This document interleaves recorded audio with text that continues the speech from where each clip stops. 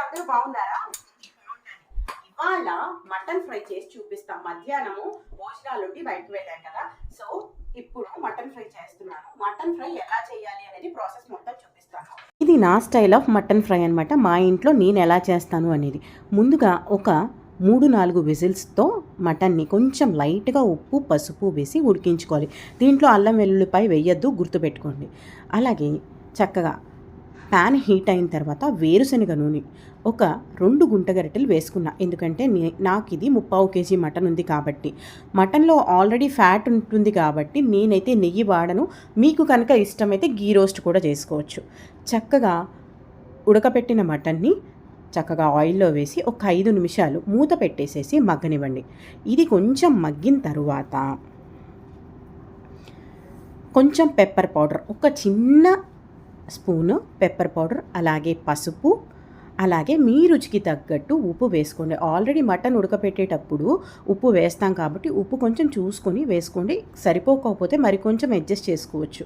ఒకవేళ ఎక్కువైతే కష్టం కాబట్టి ఉప్పు మాత్రం చాలా జాగ్రత్తగా చూసుకొని వేసుకోండి. ఇప్పుడు మరొక 5 నిమిషాలు హై ఫ్లేమ్లో మూత పెట్టేసి మగ్గనివ్వండి. ఇక ఈ స్టేజ్లో చక్కగా సన్నగా తరుక్కున్న ఉల్లిపాయ ఇంకా బారుగా తరుక్కున్న పచ్చిమిరపకాయ వేసి మిక్స్ చేసుకోండి.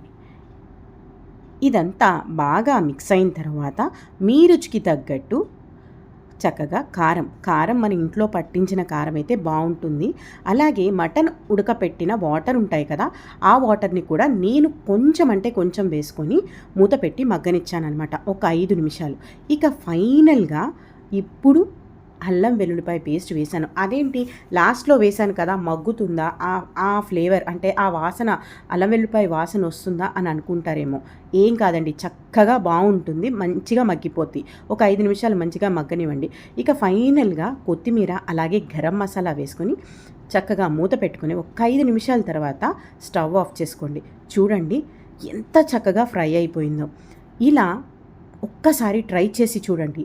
మీరు కొత్తిమీరతో పాటు మీకు ఇంట్రెస్ట్ ఉంటే కరివేపాకు, అలాగే నేను కరివేపాకు కూడా వేసుకున్నాను, అలాగే మెంతుకూర కూడా వేసుకోండి. మా ఇంట్లో నిన్న అవైలబుల్ లేదు కాబట్టి మెంతుకూర అందుబాటులో ఉంటే అది కూడా వేసుకొని ఒక 5-7 నిమిషాలు ఈ మిశ్రమం అంతా మగ్గనివ్వండి. తరువాత స్టవ్ ఆఫ్ చేసుకొని చూడండి, చాలా చాలా బాగుంటుంది.